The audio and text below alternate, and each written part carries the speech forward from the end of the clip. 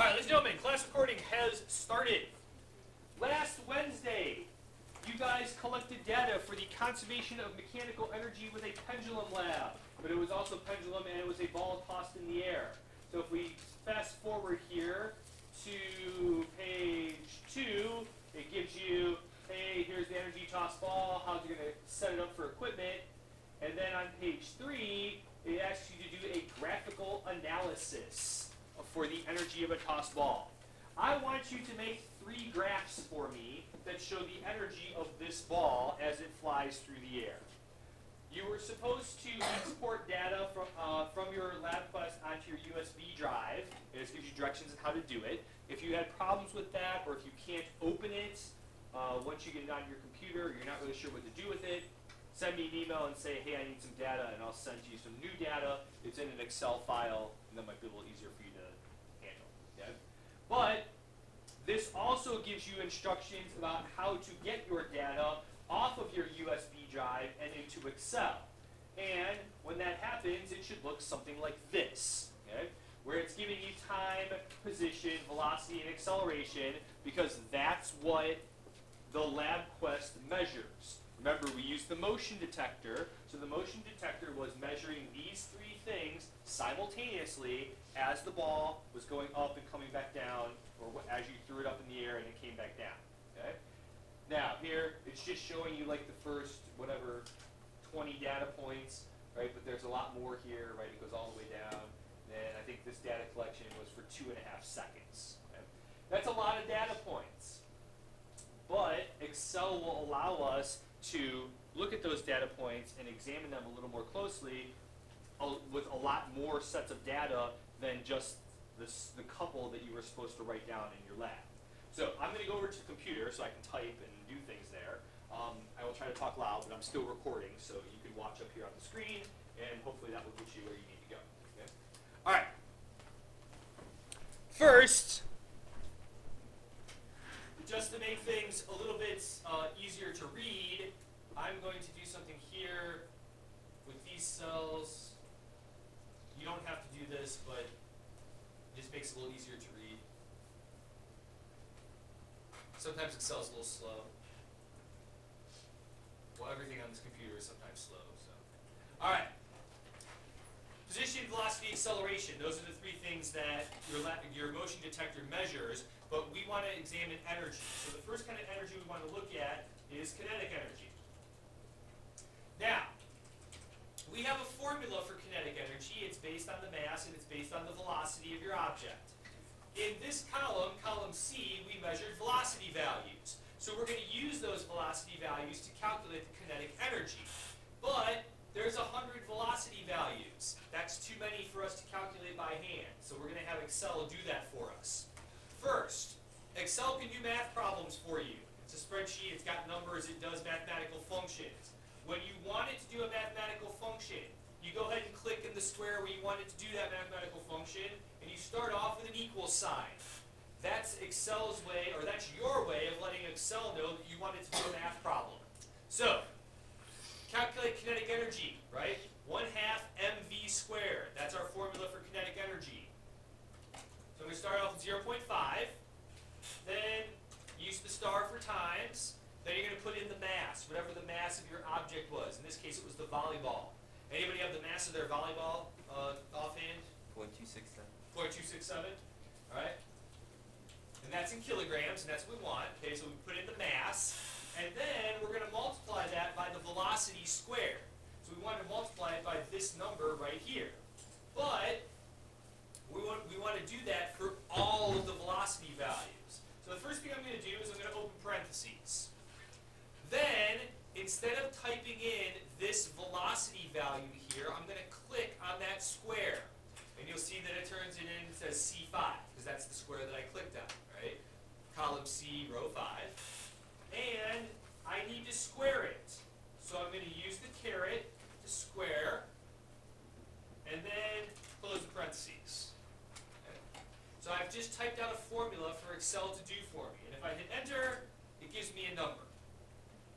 Notice, it's a really, really small number. Why? Well, we look at the velocity, right? The velocity is pretty much what? 0. So the kinetic energy is going to be pretty much 0. Now, here's where Excel makes our lives a lot easier. Right? If I click on this square where I just had Excel do that calculation for me, it gets the thick black border around it. But in the bottom right-hand corner of the border, there's a little black box. And when I mouse over that box, my cursor changes from the big, thick white one to the small, skinny black one. Okay? I'm going to click and hold, and I'm going to drag that down, in this case just a couple of squares, right? And when I let go, it automatically calculates the kinetic energies of all of these velocities. So here, if I click on this square right here, it tells me that it's calculating the kinetic energy based off of 1/2 times 0.267, because that's the mass that I put in, but now it's calculating it off of this square right here. Okay? So I'm going to go to the latest one right here, turn my cursor from the big, thick white one to the small, skinny black one, click and hold, and I'm going to drag it all the way down to the end of my data, and now I've calculated all the kinetic energy values for those velocities. Good there? All right. Next thing we have to calculate is the gravitational potential energy. So I'm going to go here. Gravitational potential energy, again, is a formula that we know that we have things that we use to calculate that formula. M times G times H, right? Actually, so here, M, we've already established that the mass, because we want Excel to do a calculation for us, I start off with the equal sign. Then I put in the mass, 0.267, because that's the mass of my object. Then, times G. We know that G is 9.81. And then, we multiply that by the height, or the Y value. That's the position of that object. Remember, the motion detector measures where that object is relative to itself. So it's calling itself the reference height, and that's fine. This height here is how far away from the reference height it is, but it's still a height. So I click there for B5, and it plugs in B5 into the formula. I hit enter, and it calculates that value for me. Then once again, if I click in that square, thick black border, small black box in the bottom right-hand corner, thick white cursor, small black cursor, click, hold, drag it all the way down, and it fills in all the potential gravitational energies for us. One last thing we want to know here. The mechanical energy. We learned that mechanical energy is a sum of three things, right? What are those three things? Mechanical energy is the sum of, come on, anybody? Kinetic, gravitational potential, and elastic potential. We don't have any elastic potential to worry about in this problem. So, equal sign, because I want Excel to do a math problem for me. I want it to add together the kinetic energy, which is located in square E5, plus the gravitational potential energy, which is located in F5. And if I hit enter, it gives me the sum. Again, big black border, small black box, thick white cursor, skinny black cursor, click, hold, drag it all the way down, and voila. So there's all of the energies, and Excel just calculated the kinetic energy, gravitational potential energy, and mechanical energy for 100 data points in less than 5 minutes. And that was only because I was talking real slow. Okay. Now, we want to make a graph of these numbers. So, we are going to, if you come up here up to the top where the tabs are, the Insert tab has all the different kinds of graphs that we're going to make. We're going to make a scatter graph, because a scatter graph, like it says, you guys can't read it, but it's an XY chart. It plots one set of data on one axis and another set of data on another axis, and that's what we want. Before we pick that chart, though, we need to tell Excel what we're going to make the chart out of, what data. So first thing I'm going to do, I'm going to click here, time 0. I'm going to click and hold. No skinny black cursor here, just regular white cursor. Click and hold and drag this all the way down. Now all of my time values have been highlighted, but I want to make graphs of these three columns over here on the right. So I'm going to hold down Control, because that lets me highlight things that aren't next to one another, right? So if I hold down Control, I'll go back up to the top, time's already highlighted, hold Control, click here, and then I'm going to highlight all three of these columns together, just like that. So now I've got 4 columns highlighted. I'm going to come up to the top for scatter graph. And there's a whole bunch of different options that you can use for scatter graph. For this one, because there's so many dots, don't just use the one that shows you the dots. Connect the dots together. I know you're not supposed to do that when you make a graph, but for this graph it'll be okay. And when you do, you get this picture like that. Okay? Good there? Now, it doesn't have a title on it and stuff like that. I'll leave that up to you guys. But I do want to talk about this graph. So I'm going to take this graph, I'm going to highlight it, and put it here on its own page. All right. So 3 graphs, because we told Excel to graph 3 things for us. What's the blue graph representing? Any ideas? Blue graph is representing?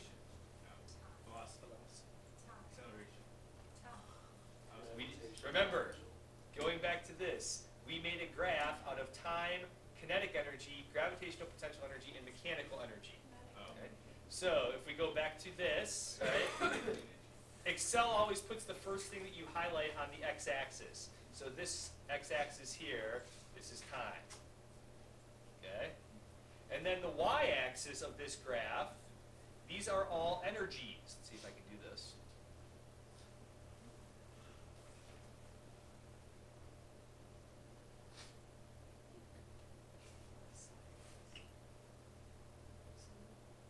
Okay? And then energy is what unit? Can we remember? Joules. Doesn't matter what kind of energy we talk about. It's always joules. Okay? Now, that being said, let's take a look at the blue one. What is the blue one going to represent? What kind of energy? Blue is representing kinetic energy. How did the volleyball start in this graph? Was it moving?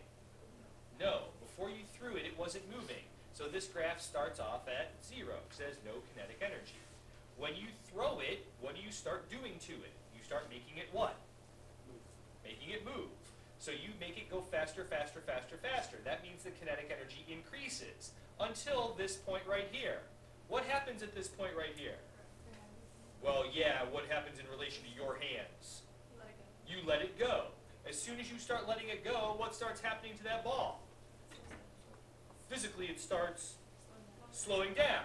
From a kinetic energy standpoint, that means the kinetic energy goes down until it gets to this point right here, right? What point is that? That's the peak. That's the highest point, right? Because at the top, what does the ball do? Stops. Then it starts coming back down. But what happens to the speed as it comes back down? It increases, and that's why the kinetic energy increases. Until you do what? Until you catch it, and then the kinetic energy goes back to 0. Okay? That being said, what does red represent? Red is representing gravitational potential. Does the gravitational potential energy start at 0? No, because it didn't start at the reference point. You were holding it above the motion detector. But it starts going up.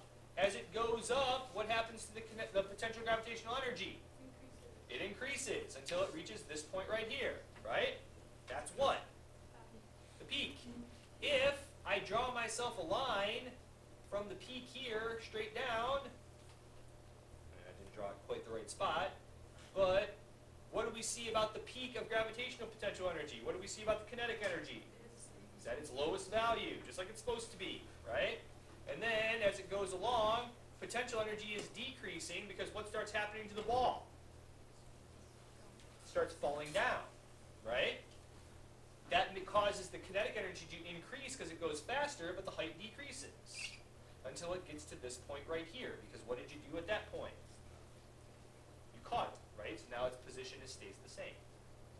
make sense? Okay.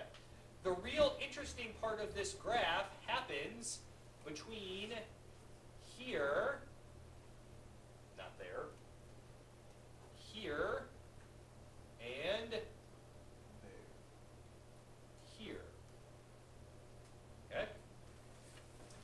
In between those two green dotted lines, give or take a little bit, but what happened at this point right here? You let go of it. What happened at this point here? You caught it. But between those 2 points, what was affecting the motion of the ball? Gravity. We said that gravity is what kind of a force?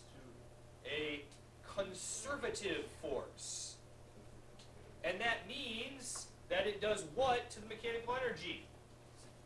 The total mechanical energy stays the same, but it can mess around with the different kinds of mechanical energy. What do you see about the green line through that section there that I've highlighted? It's pretty much constant. Green is representing total mechanical energy. Within those two green dotted lines, potential goes up, kinetic goes down, kinetic goes up, potential goes down, but the total pretty much stays what? The same. So is that proving conservation of mechanical energy in this picture? Yeah. Okay. Will all of your graphs look like this? Might not, depending on how high you throw it and stuff like that.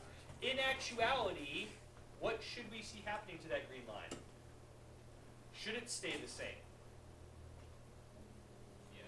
Was gravity the only force that was acting on that object? No, what else? Air resistance. Air resistance isn't a conservative force. So in reality, we probably should see this green line sort of moving downward through that section. Here, it moves downward so slightly that you really can't tell the difference. Good there. Questions? This is what your graph is supposed to look like. Obviously not without all the lines and the writing on it, but that's what it's supposed to look like. Okay? If you can't remember how to do that, watch the video. I just showed you how to do it. Okay? Or come see me before school, after school, something like that. Good there? All right. On Friday, we started working on this problem set that I gave to you, or that the sub gave to you on Tuesday. So if you don't have this problem set out, why don't you grab this problem set out so we can take a look at another example problem.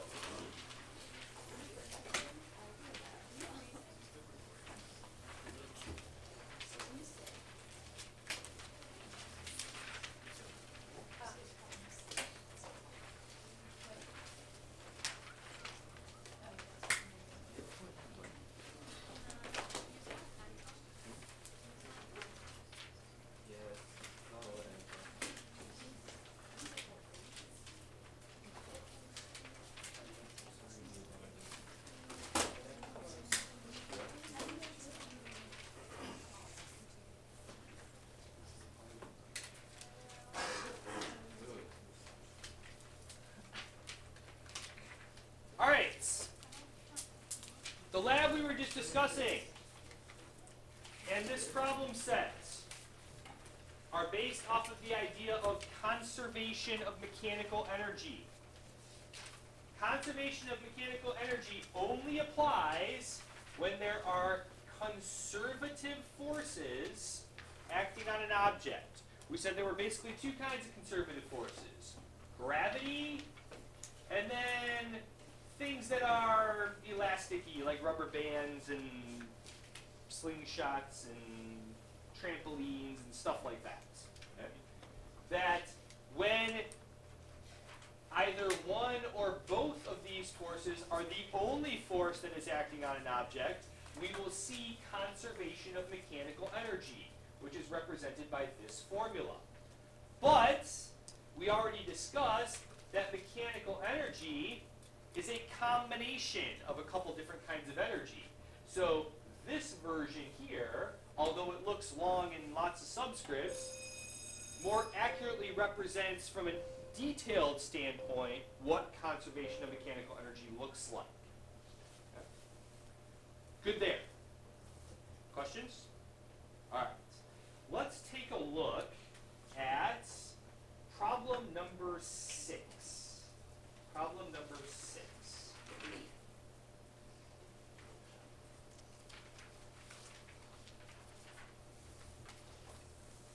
problem number 6 off of that problem set says, a pendulum bob on a grandfather clock with a mass of 1 kilogram is pulled to a height of 72 centimeters above the floor.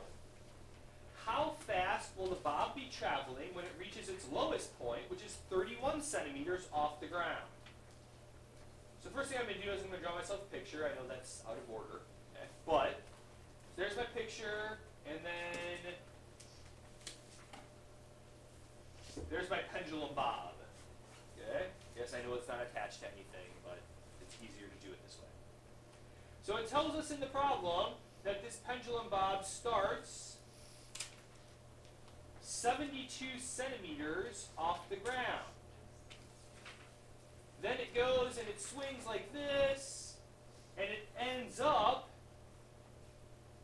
a height of 31 centimeters off the ground. Good there? Questions on that so far? What is this question actually asking us to solve for? Okay. Velocity, right? How fast, right? But if it says how fast when it reaches the lowest point, which velocity is it asking us to solve for? V find. Some other things we know about this pendulum bob. Okay? They gave us the mass of the pendulum bob. It's 1 kilogram. What else did they tell us about this pendulum bob?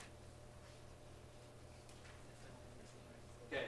They gave us a final height and an initial height. Now, we said that those are important from a gravitational potential energy standpoint. But before we determine the final height and the initial height, what do we have to do? Reference points. In the way that this picture is drawn right here, where have I put my reference point? Okay. I call this my 0 height. So that means that the final height of this pendulum would be what? What's the final height? Because it's going to start here and go, it's going to start here and then go here, right? Okay. So that means that the final height is 31 centimeters, right? Where is it in relation to the reference point? So we should probably call this positive 31 because it's above the reference point. And then the initial height would be? 72. Okay. And then one more thing that we know about this pendulum bob, even though it doesn't specifically say it, right? If we pull it to a height of 72 centimeters above the floor, what is it doing at that height? Resting, right? So the initial velocity is going to be 0. Now, is that okay? Okay, we definitely should convert the height to meters. Yeah, we're going to have to do that eventually. So yeah, Rachel, we'll do that right now. Okay? So let's convert these heights to meters. Okay? Move the decimal place over 2 places, right? So this is 0.31 meters and 0.72 meters. So, is that okay for doing this problem?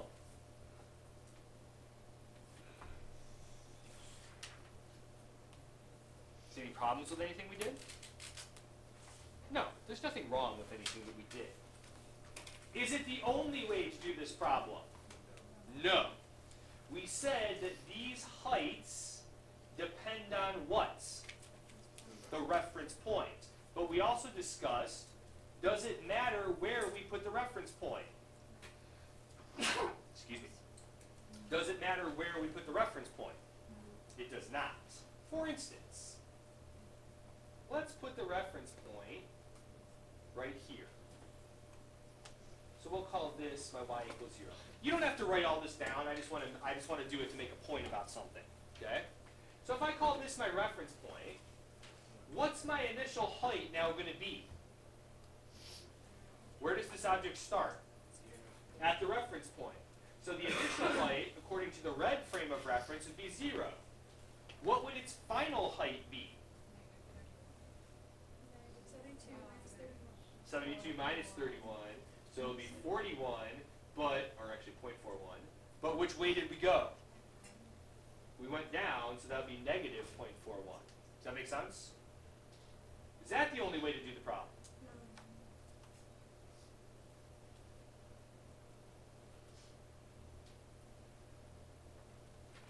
If I call this my reference point, what's my initial height?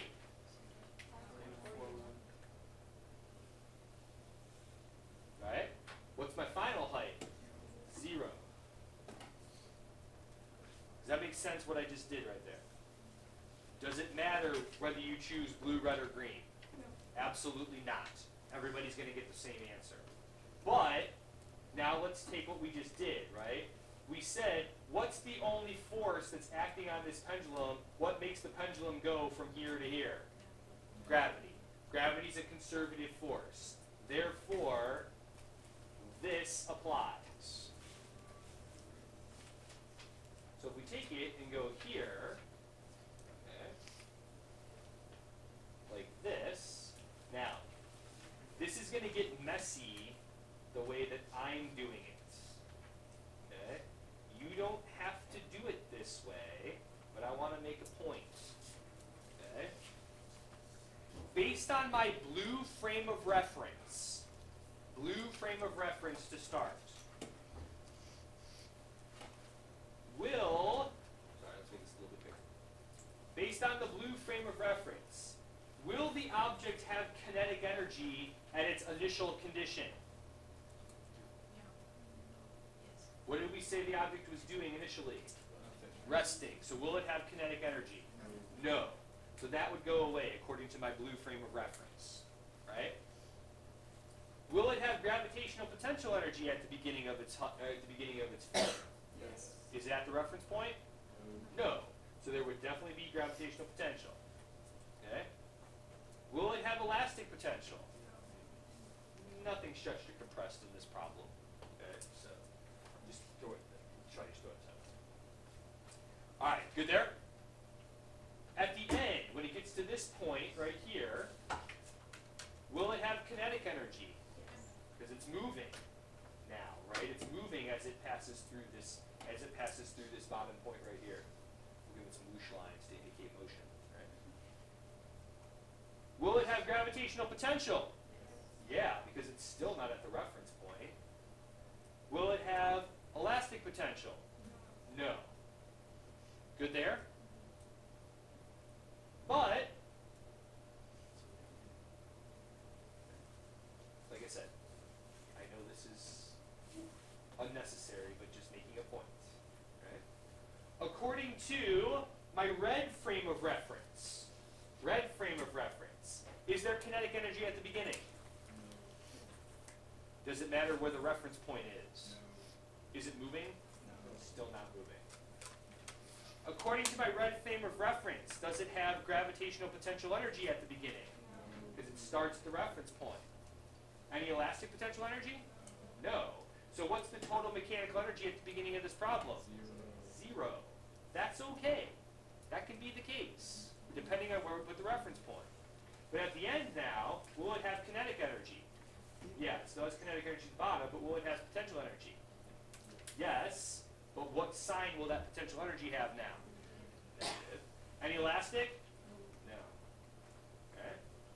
Then, real quick,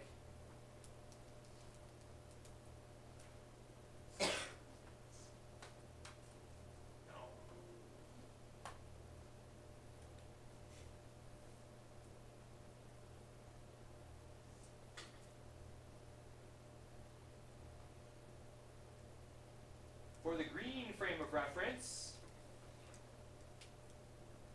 My green. There it is. any kinetic energy at the beginning?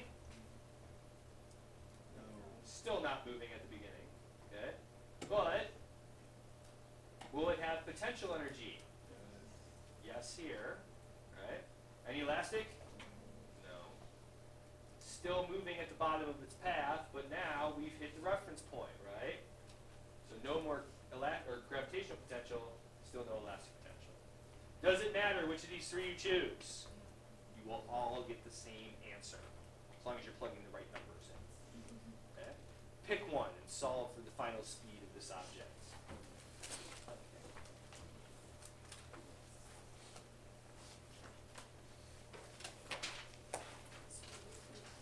I know that was belaboring the point, but just wanted to make make sure that we understood that regardless of where we pick the reference point, it doesn't matter what answer we get.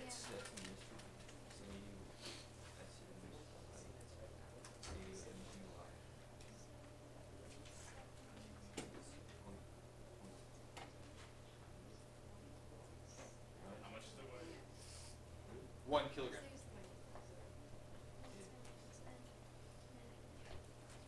Just so you know, if you look on the calendar underneath Friday's date, and I will also move this to today because we did conservation stuff today, there's a link that says Conservative Forces Problem Set Answers. If you click on it, guess what you'll find? The answer. The answers, conveniently enough. So we'll go down to question number 6.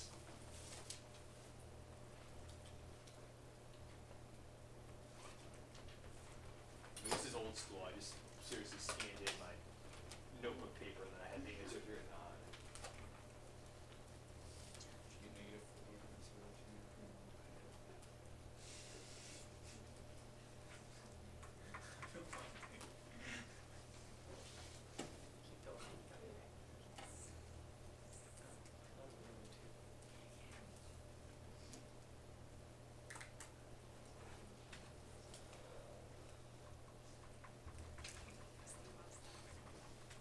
I did mine off the green frame of reference.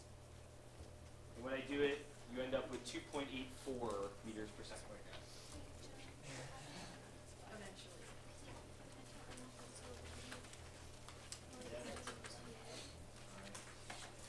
Alright, so for tonight, I will adjust the calendar to put the problems from Friday to Monday, or to today as well, because we did the same type of topics. I'll adjust the calendar to do work energy theorem tomorrow, test back to Tuesday of next week. Have a good evening, everybody. See you guys tomorrow. It's like bonus tomorrow. You can just see me on Thursday. Man. You can't ask for anything more than that. I'm glad you got that on recording, Katie. I just wanted to